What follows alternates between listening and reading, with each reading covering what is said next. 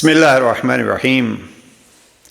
ایام ازاں ہیں، محرم کے درد بھرے ان اوقات میں آئیے جی بھر کے روئیں اس پر جس پر رونے والے تو کربلا میں تھے، اس لیے کہ رونے والی یا بیٹیاں ہوتی ہیں یا بہنیں ہوتی ہیں یا ازواج ہوتی ہیں، وہ سارے رشتے حسین ابن علی کے تھے، لیکن مشکل پریشانی اور دکھ یہی ہے کہ رونے والے تھے، ان کے سامنے حسین ابن علی ذبح ہوتے رہے لیکن کسی نے رونے نہ دیا۔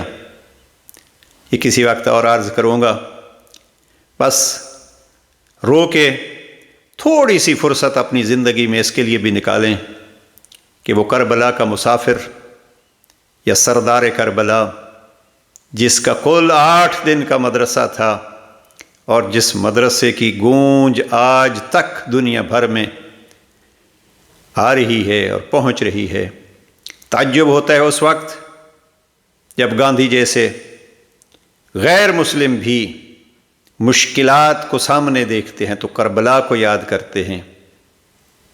کسی نے بڑا خوب کہا کہ کربلا حقیقت میں ظلم کے خلاف احتجاج کا نام ہے، اور ایک کتاب کسی سکھ رائٹر نے لکھی ہے، یہ اب ظلم کے خلاف استعارہ ہے کربلا، اور اس حوالے سے انہوں نے بہت سارے اشعار جمع کیے، کبھی فرصت ہوئی تو اس کا عرض کروں گا۔ یہ ظلم کے خلاف استعارہ ہے، اور یہ دین مٹنے لگے تو اس دین کو بچانے کا سہارا ہے حسین۔ لہذا عزیزان، آئیے ہم ان صداؤں کو سنیں جو سردار عشق جناب سید الشہداء نے کربلا میں بلند کیں، یا کربلا سے پہلے۔ آج میں ایک خط کی طرف آپ حضرات کو متوجہ کرنا چاہتا ہوں، اور پڑھیے گا عزیزان، سنیے ہم جیسے خطباء کو، ذاکرین کو، علماء کو، لیکن کبھی کبھی وقت نکال کے حسین ابن علی کو بھی سنیے۔ اور وہ خط بصرہ کے بزرگان کی طرف، بصرہ کے سرداروں کی طرف، اور اس خط میں جناب سید الشہداء اپنا تعارف کراتے ہیں۔ فَإِنَّ اللَّهَ سُبْحَانَهُ اصطفى مُحَمَّدًا عَلَى خَلْقِهِ وَأَكْرَمَهُ بِنَبُوَّتِهِ وَاخْتَارَهُ رِسَالَتِهِ۔ پیغمبر اکرم صلی اللہ علیہ وآلہ وسلم کو اللہ نے چنا اپنی مخلوق کے لیے، اور پھر آپ صلی اللہ علیہ وآلہ وسلم کو نبوت اور رسالت کے ساتھ مخصوص کیا۔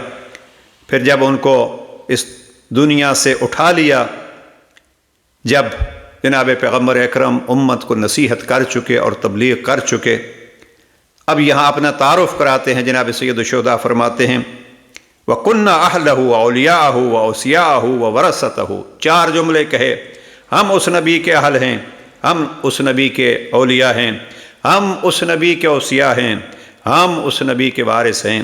اور یہ عجب جملہ ہے، تعارف کرایا جناب امام حسین علیہ السلام نے، اور حقیقت میں امامت کا تعارف ہے۔ امام فرماتے ہیں وَحَقُّ النَّاسِ بِمَقَامِهِ فِي النَّاسِ۔ لوگوں میں سب سے زیادہ اگر اس مقام الہی اور اس منصب الہی کا کوئی حقدار ہے تو وہ ہم ہیں، اور یہ خود ایک اعلان ہے کہ امامت ہمارے پاس ہے۔ فَاسْتَأْثَرَ عَلَيْنَا قَوْمَنَا بِذَلِكَ فَرَضِينَا وَكَرِهْتَنَا الْفُرْقَةَ وَأَحْبَبْنَا لَكُمُ الْعَافِيَةَ۔ اب یہاں امام فرماتے ہیں وَنَحْنُ نَعْلَمُ إِنَّ أَحَقُّ بِذَلِكَ الْحَقِّ الْمُسْتَحِقُّ عَلَيْنَا مِمَّنْ تَوَلَّاهُ وَقَدْ بَعَثْتُ إِلَيْكُمْ رَسُولِي بِهَذَا الْكِتَابِ۔ میں سارا ترجمہ نہیں کرتا، آپ کا وقت نہیں لیتا۔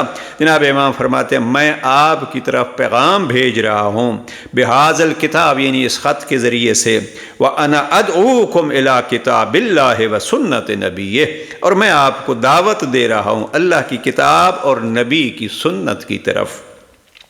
فَإِنَّ السُّنَّةَ قَدْ أُمِيتَتْ۔ دیکھیے آج یہ کہا جاتا ہے کہ کتاب اور سنت، جناب امام حسین علیہ السلام پیغمبر اکرم کی رحلت کی 50 سال بعد شہید ہوتے ہیں، اس وقت جناب امام حسین علیہ السلام فرماتے ہیں کہ فَإِنَّ السُّنَّةَ قَدْ أُمِيتَتْ، سنت مار چکی ہے، سنت مار دی گئی ہے۔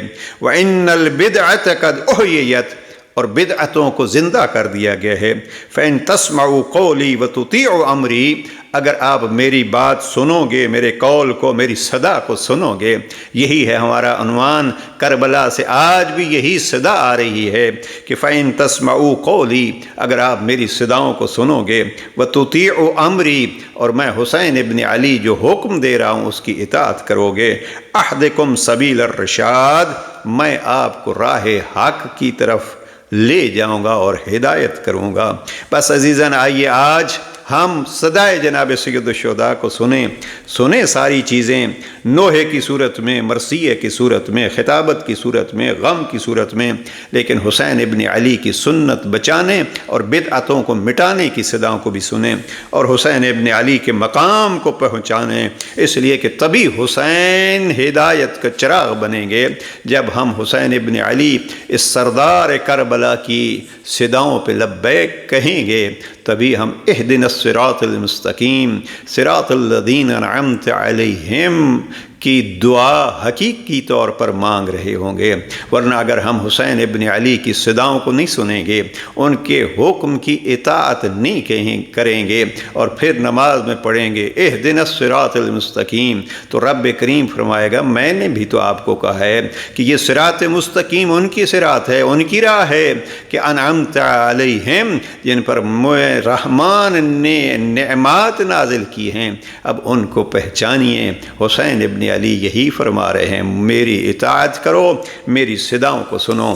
اور رہا مجھے کوئی اشعار سے زیادہ یعنی شعر کہنے کی تو کبھی ہمت نہیں کی، لیکن اشعار بعض انتخاب کر کے اکثر پڑھتا رہتا ہوں۔ مجھے دو شعراء بہت پسند ہیں اس کربلا کے حوالے سے۔ ایک یہ شعر پڑھیے گا نوحے کی صورت میں، جناب نجم آفندی، ان کے دو چار جملے آپ کی خدمت میں عرض کرتا ہوں۔ نجم آفندی کا ایک یہ بیاض نجم ویسے تو 2 جلدوں میں ہے، اس کا ایک چھوٹا سا حصہ میرے پاس ہے، اس کے صفحہ 142 میں ایک عنوان دیا ہے انہوں نے، تبلیغ محبت۔ اس کا 1-2 مصرعے اور 1-2 اشعار سن لیجئے۔ لکھتے ہیں مظلوم کے ماتم سے دو عالم کو ہلا دو۔ ہمارا ماتم پھر ایسا ہونا چاہیے، مظلوم کے ماتم سے دو عالم کو ہلا دو، نوحہ میں پیام میں لبے معصوم سنا دو۔ ہمیں جو کربلا کی صدائیں سننی ہے تو آگے سنانے والا کون ہے؟ یہ ہم ماتمی ہوں گے، نوحہ خان ہوں گے، عزادار ہوں گے، جن کا فریضہ بنتا ہے کہ مظلوم کے ماتم سے دو عالم کو ہلا دو، نوحہ میں پیام لبے معصوم سنا دو، کہہ دو کہ اشاعت ہے ہمیں درد کی مطلوب، معمور ہے تبلیغ محبت پہ بتا دو۔ جن کی محبت رب نے کہہ کے مصطفیٰ سے منگوائی تھی، قُل لا اسألکم علیہ اجرا الا المودۃ فی القربی، معمور ہے تبلیغ محبت پہ بتا دو۔ ہم نے اس محبت جن کی واجب ہے اس گھرانے کا تعارف کرانا ہے۔ بس عزیزاً زیادہ وقت نہ لوں، کچھ بھولے ہوئے سے نظر آتے ہیں مسلمان، پھر اسوہ شبیر ذرا یاد دلا دو، یہ کوئی نہ کہہ دے وہ جھلک ان میں نہیں ہے، کچھ اپنی روش سے خبر کرب و بلا دو، ہر سال تمہیں یاد دلاتا ہے محرم، کھوئے ہوئے ہو جس میں وہ ماحول بھلا دو، ایمان کو ایمان کی صورت میں دکھاؤ، اسلام کو اسلام کا مصداق بنا دو، کچھ غور کرو نجم کے مفہوم سخن پر، دیوان سمجھتے ہو تو مرنے کی دعا دو۔ پروردگار ان بزرگان کے درجات بلند فرمائے اور ہمیں توفیق دے کہ ہم کربلا کی صداؤں کو سن کے لبیک یا حسین کہہ سکیں۔ والسلام علیکم ورحمۃ اللہ وبرکاتہ۔